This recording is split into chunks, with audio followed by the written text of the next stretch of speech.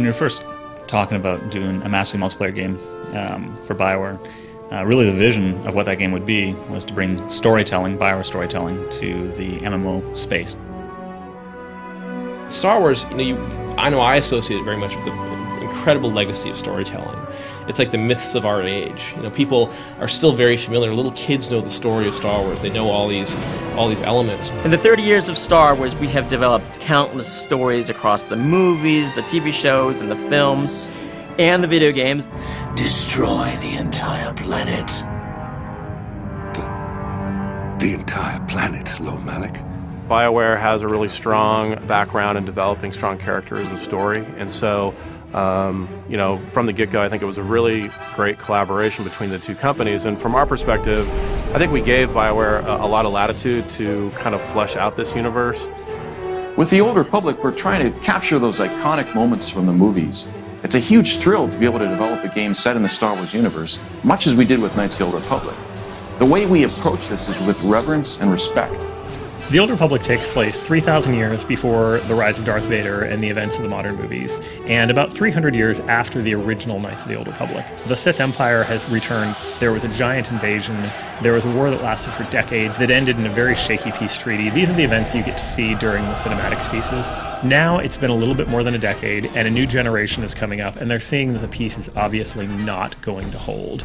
And these new people, who the players are going to be taking care of, these are the next generation of heroes. It's a time period where there are thousands of Jedi and thousands of Sith, and they're fighting in a huge galactic war. There's still the traditional hallmarks of Star Wars storytelling. There's epic heroes, and there's great adventures, and there's lots of choice, impactful choice that you'll make throughout your adventure. We really felt that in order to do powerful BioWare-style storytelling, we had it to be personal and about the player. And the best way to do that was to have the story based around the class choice you made at the beginning. Are you going to be a bounty hunter? Are you going to be a Sith warrior? Are you going to be a Jedi Knight? You should have a completely different story depending upon that. As we've gone through various builds and betas, I miss characters that I've rolled, and I'm very disappointed that they're gone. And I want to be able to play them again.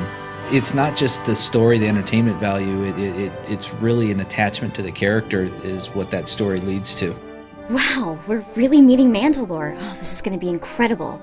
LucasArts has provided a great deal of the voiceover work, the music work, the sound effects work, and that's been this absolutely awesome experience. Of course, there's a great deal of VO in this game. Being able to breathe life into these stories that BioWare has written with really talented actors and really talented voice directors has been a thrill. Criticism.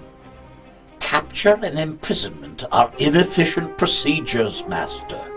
Consider adopting an all disintegrations policy. There are many different relationships in the Old Republic. On the one hand, you can have companion characters, and you can develop friendships, dislike, and everything in between with them as you adventure together.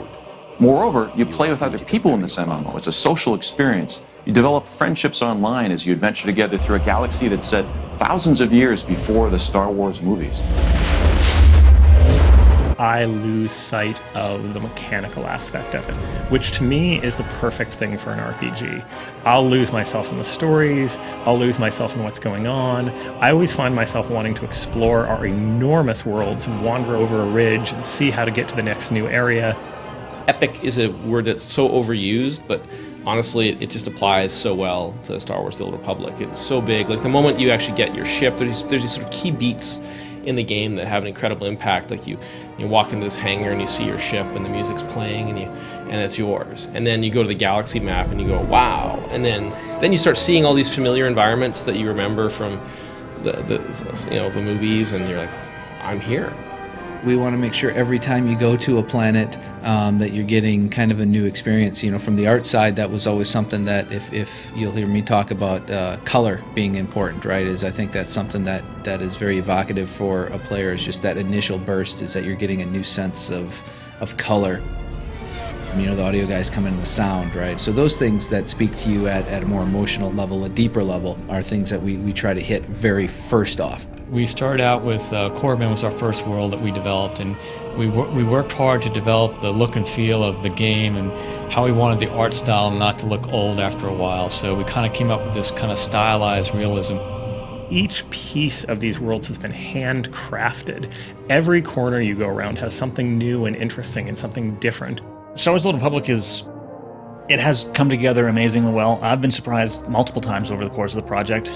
One of the biggest things was just how cinematic the game has become. I've played all the different classes. There really aren't any bad choices. I think people will probably gravitate towards some of their favorites, but I think they would be doing themselves a disservice if they didn't really branch out and create some other different character types and really get a sense of what this universe has to offer.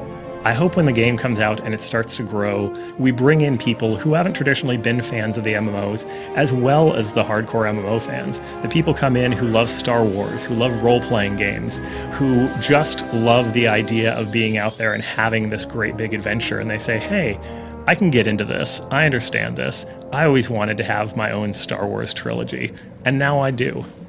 I think the gamers will be excited about this being personal stories. Because of the way the game works, you can make choices. You can go light side or dark side. There is no black and white with Jedi and Sith in this era. The fans have been an essential part of making this game possible. They're really, really dynamic and active in the community. Our fans are our best ambassadors. If they love the game, they can bring their friends in. So we have put a real importance on the relationship with them. Star Wars: The Old Republic, we want to have world-class service as well as a world-class game. Not only are you going to be exploring dozens of different worlds and starships and environments in the game, but you're also going to be doing it with hundreds and hundreds, if not thousands of other people at the same time in one world.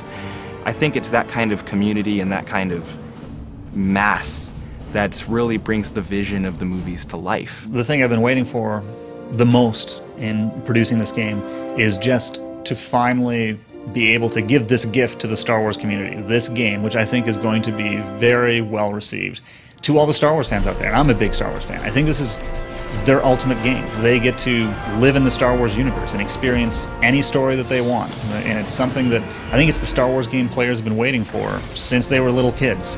The shipped content is only the beginning. As soon as you get in there and we go live, very soon you guys will get to hear about the new cool stuff coming just a little while after.